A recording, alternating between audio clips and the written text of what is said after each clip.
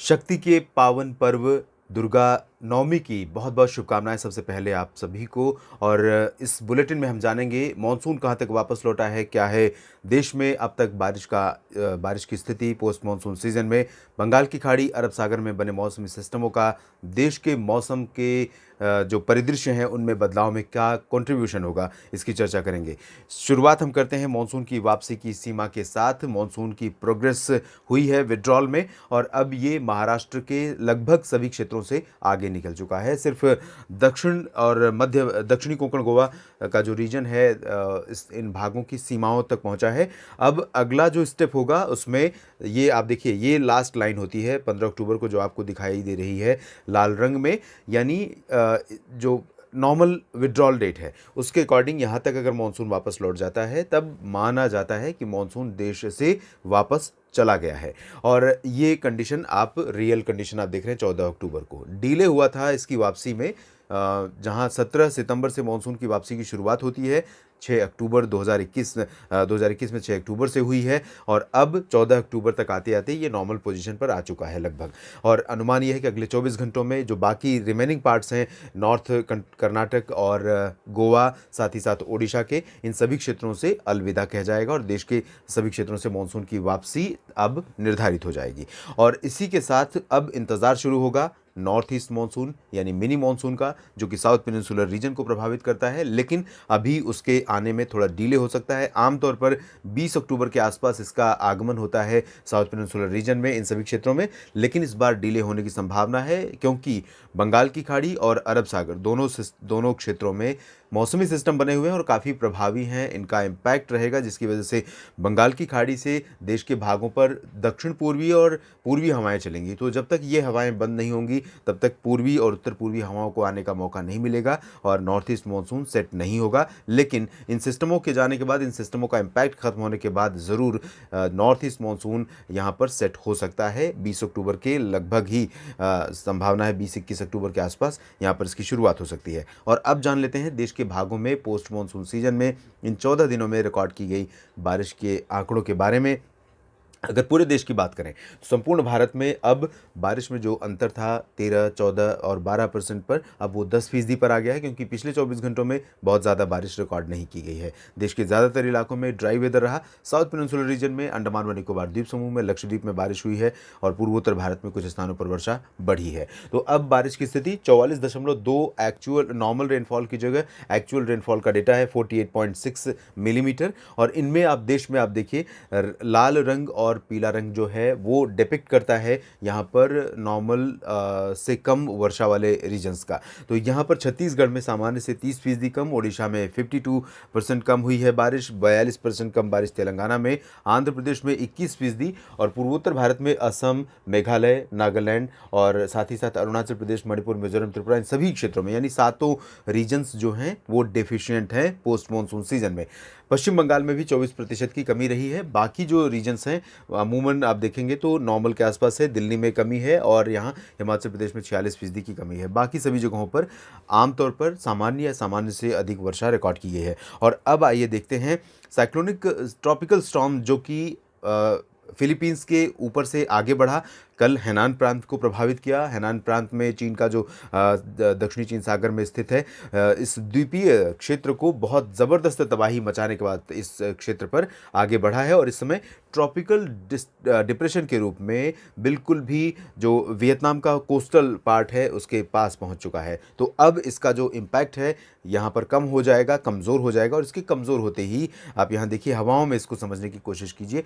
इसके कमज़ोर होते ही जो ये हवाएं अरब सागर से हिंद महासागर के मध्य भागों पर और उसके बाद बंगाल की खाड़ी से होते हुए यहाँ पर हम पहुँच रही थी, अब वही हवाएं यहाँ पर रोटेट होने लगी हैं धीरे धीरे। और low pressure system central, north और ईस्ट के बीच में जो बंगाल की खाड़ी पर लो प्रेशर सिस्टम डेवलप हुआ है उसको अब ये थोड़ा सा सपोर्ट करना शुरू कर देंगी। उम्मीद यह है कि अगले 48 घंटों में ये कोस्टल रीजन पर लैंडफॉल करेगा, बहुत ज़्यादा इंटेंसिफाई नहीं होगा क्योंकि इसकी जो समुद्र में गहराई है, गहराई से मेरा अर्थ भारत के सीमावर्ती रीजन से या कोस्टल रीजन से बहुत ज़्यादा लंबी दूरी नहीं है, तो बहुत लंबी दूरी तय नहीं करनी और अन्य जो सामुद्रिक परिस्थितियां हैं वो इस तरह की नहीं है जो इसको बहुत ज़्यादा इंटेंसिफाई कर पाएँ। इससे पहले भी आपको याद होगा कि बहुत समय से कयास लगाए जा रहे हैं कि साइक्लोनिक स्टॉर्म जवाद यहाँ डेवलप हो सकता है और आशंकाएँ थीं, कंडीशंस उस समय दिख रही थी। लेकिन अब अनुमान ये है कि यहाँ पर ये सिस्टम, ये लो प्रेशर सिस्टम फ़िलहाल साइक्लोनिक स्टॉर्म की इंटेंसिटी में नहीं जाएगा। लो प्रेशर या वेल मार्क्ड लो प्रेशर की इंटेंसिटी में यहाँ कोस्टल रीजन पर इसका जो स्ट्राइक हो सकता है, ये टकरा सकता है तटों से, और इसके प्रभाव से फ़िलहाल अगले 24 घंटों के दौरान ही बारिश की गतिविधियाँ तमाम इलाकों में बढ़ने की उम्मीद है। और आपको ये भी बता दें कि इस सिस्टम के यहाँ टकराने के बाद जब ये हवाएं बंगाल की खाड़ी पर पहुंचेंगी, उत्तर पूर्वी इलाकों पर, थाईलैंड, म्यांमार को पार करते हुए, क्योंकि इधर से हवाओं का फ्लो लगातार बना हुआ है फिलीपींस सागर और उसके उत्तर और पूरब में प्रशांत महासागर से होकर, तो ये हवाएं यहाँ पर पहुंचने के बाद थोड़ा सा 18 अक्टूबर के आसपास इंटेंसीफाई हो सकती हैं। उम्मीद यह है कि 18 अक्टूबर के आसपास एक और सिस्टम यहाँ डेवलप हो सकता है, लेकिन वो पूर्वी और पूर्वोत्तर भारत को बारिश ज़्यादा देगा, न कि उत्तर भारत के या मध्य भारत और दक्षिण भारत के क्षेत्रों में। और ऐसे ही वो सिस्टम रिकर्व हो सकता है पूर्वोत्तर भारत की तरफ पर, अगर वेदर मॉडल इस समय जो इंडिकेट कर रहे हैं उनकी जो प्रोजेक्शन है उसको माने तो।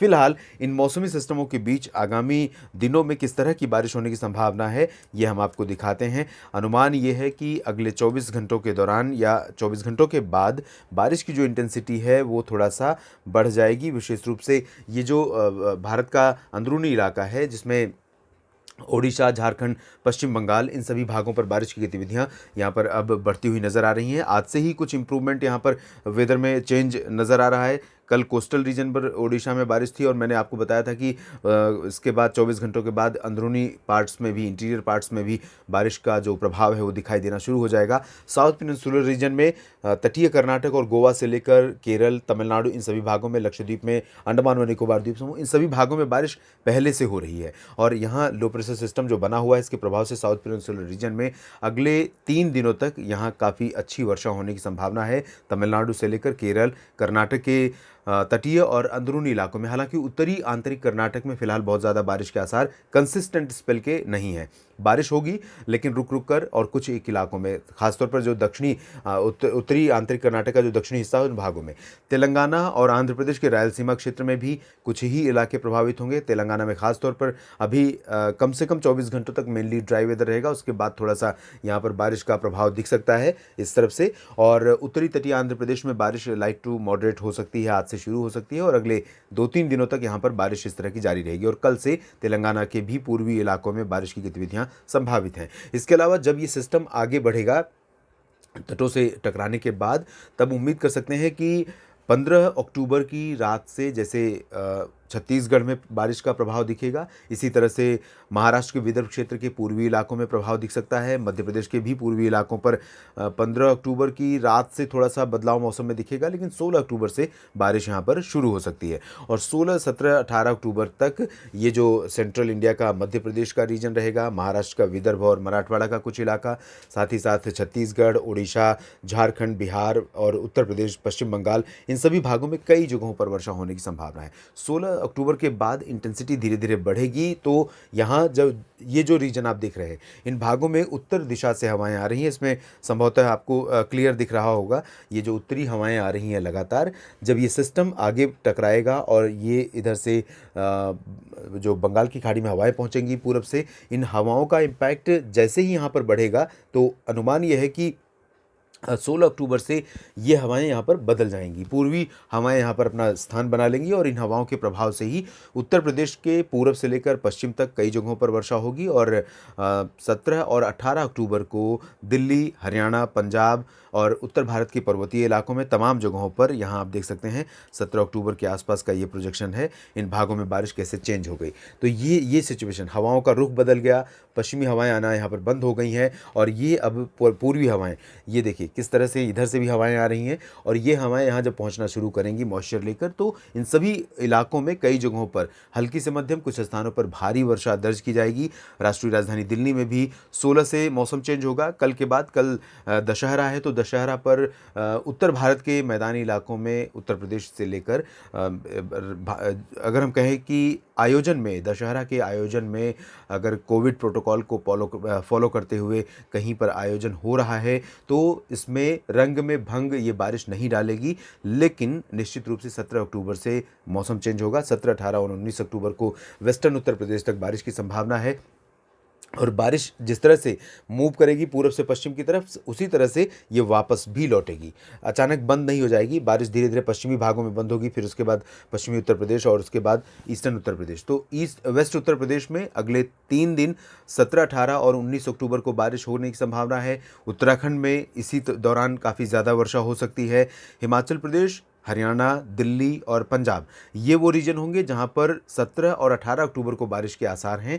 बहुत ज़्यादा इंटेंसिटी वेस्ट यूपी और उत्तराखंड में नज़र आ रही है। और उसके बाद जम्मू कश्मीर, हिमाचल में लाइट टू मॉडरेट रेन, कई जगहों पर, कुछ स्थानों पर भारी वर्षा होगी। तो इसी दौरान आपने सुबह के बुलेटिन में देखा होगा, मैंने बताया था कि जम्मू कश्मीर से लेकर उत्तराखंड के बीच में कई जगहों पर लैंडस्लाइड की आशंका रहेगी। गिलगित बाल्तिस्तान, मुजफ्फराबाद, लद्दाख में भी वर्षा होने की संभावना नज़र आ रही है। तो ये कंडीशंस यहाँ पर रहेंगी। और 18 अक्टूबर को एक बार फिर से मैं आपको दिखाने की कोशिश करता हूँ कैसे इंटेंसिफाई होगा यहाँ पर सिस्टम। ये देखिए 18 अक्टूबर का प्रोजेक्शन है।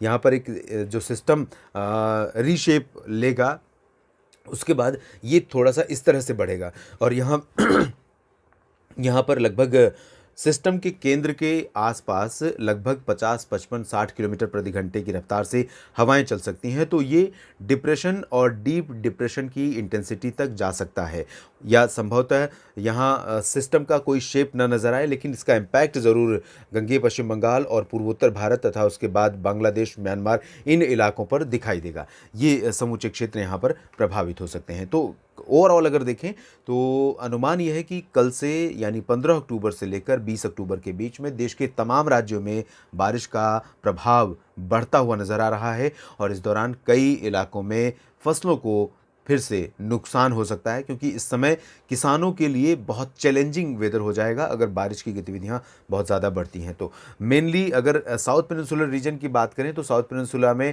बहुत अधिक वर्षा के आसार फिलहाल बहुत ज़्यादा चेंज के आसार नहीं है। और साउथ पेनिनसुलर रीजन यानी तमिलनाडु, केरल, कर्नाटक, आंध्र प्रदेश, तेलंगाना, ये जो रीजन है, ये चूँकि मानसून की वापसी के बाद भी यहाँ पर उम्मीद करता है नॉर्थ ईस्ट मानसून का ये रीजन, और मानसून के बाद जो नॉर्थ ईस्ट मानसून आता है इस वजह से यहाँ पर लोग प्रिपेयर होते हैं, यहाँ पर फसलें भी उसके अनुरूप होती हैं। तो इसकी वजह से यहाँ ज़्यादा डैमेज होने की संभावना या आशंका नहीं है।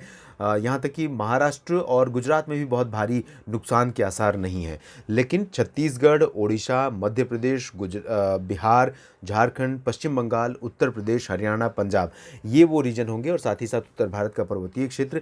यहाँ पर आप देख सकते हैं किस तरह से बारिश का प्रभाव 18-19 अक्टूबर को भी नज़र आ रहा है उत्तराखंड तक। तो इन भागों में कई जगहों पर व्यापक नुकसान हो सकता है फसलों की कटाई और मड़ाई से जुड़ा हुआ। तो सतर्क रहिए। इस बदलते हुए मौसम, चैलेंजिंग मौसम को देखते हुए आप अपनी खेती या अन्य जो भी तैयारियां हैं उनको पूरा कीजिए, ताकि नुकसान से कम नुकसान से बचा जा सके और नुकसान को कम से कम किया जा सके। इस बुलेटिन में भी इतना ही। धन्यवाद।